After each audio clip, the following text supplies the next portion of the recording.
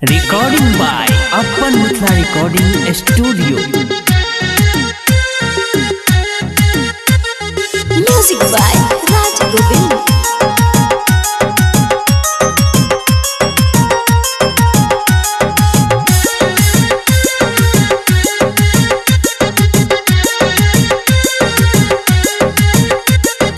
हमारा के पूजिया दुल्हा बना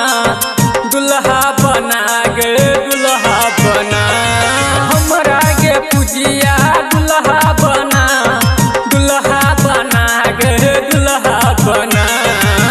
कभी खाना बनाई देबो, कभी मॉल घुमाई देबो, कभी खाना बनाई देबो, कभी मॉल घुमाई देबो।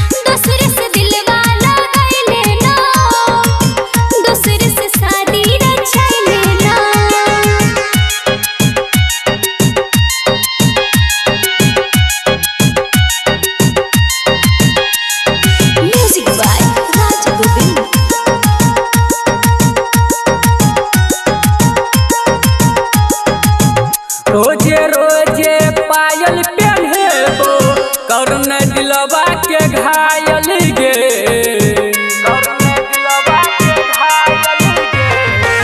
भूल जब ही तोहर छोरा क्रिया कसम खाइल रे, पूरा कर भी ने हमारे इच्छा, लेबो जब तोहर परीक्षा। खोल देबो छौरी गे पोदर के खाना, पोदर के खाना गे पोदर के खाना। कभी मॉल घुमाई देबो, कभी खाना हम बनाई देबो, कभी मॉल घुमाई देबो, कभी खाना हम बनाई देबो।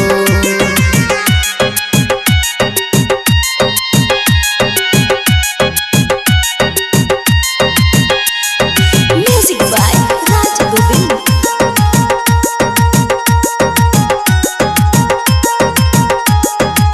हे गे राजा तू हमरा बनैले, रानी तू बन जो।